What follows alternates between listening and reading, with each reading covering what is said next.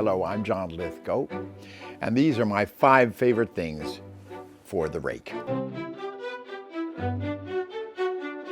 It's so hard to come up with favorites, but the first book that comes into my mind is a Philip Roth book. He's such an outrageous, bold, and brilliantly witty writer. And I would pick Sabbath's Theater. And the character of Mickey Sabbath is an appalling and fabulous creation. It's an outrageous book and character and story that would probably get him canceled in this day and age. But I just remember reading it like a sumptuous feast.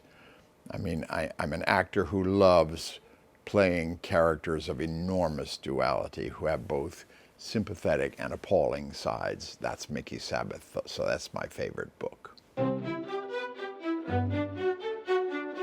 I would have to say Carol Reed's film The Third Man from the late 40s or early 50s, a post-war film set in Vienna with Orson Welles and Joseph Cotten, and an extraordinary cast, Trevor Howard when he was a young man. Just, to me, it's the perfect film, including the perfect soundtrack.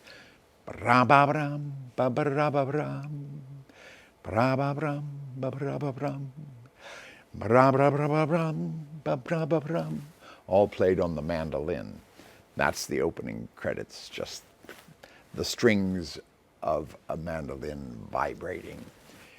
It's an extraordinary film that it's haunted by World War II and the devastation and the cruelty and the loss and the death and the destruction. But it's also got this feeling of despairing love. I think I watched it first in the 70s at the urging of my oldest friend, the great film critic David Anson. And he just said, it's the perfect film. So I saw it. It was right. He was right. And I've seen it probably 20 times since. It also has the greatest late entrance of any character in movies and film, with the possible exception of Walter Burns in the front page on stage. And that's the entrance of Orson Welles. Favorite city has got to be London.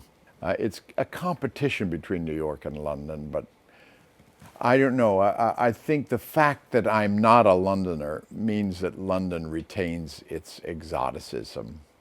I have a long, long history here, starting when I was 22 years old and came over here to study acting at Lambda. And I had never been to London before, even though I'd grown up in a world of Shakespeare. My father produced Shakespeare festivals.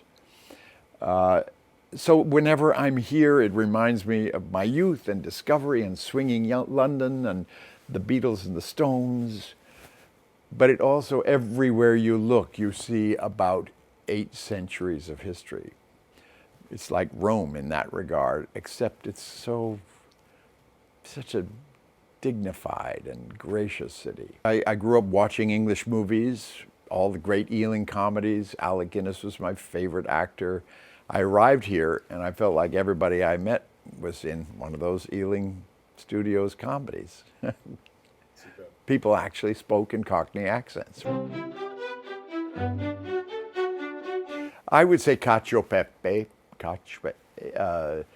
just the basic Roman pasta with great wine. 2 years ago, I spent 2 months in Rome.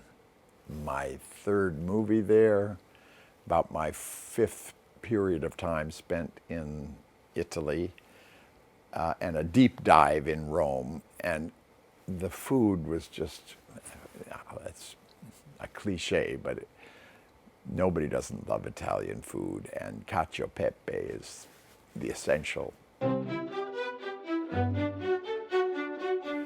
You know, I could pick from about 40 different gifts that my wife has given me, the most important and precious person in my life. But one of the more recent ones is a a lapel pin with a little hummingbird, a little bejeweled hummingbird that has a tiny little ruby eye that she gave me for our 40th anniversary. She had forgotten or never knew the fact that the birthstone of a 40th anniversary is a ruby, but it was uncanny. That's what she got me. I got her a far more expensive ring that had several rubies on it.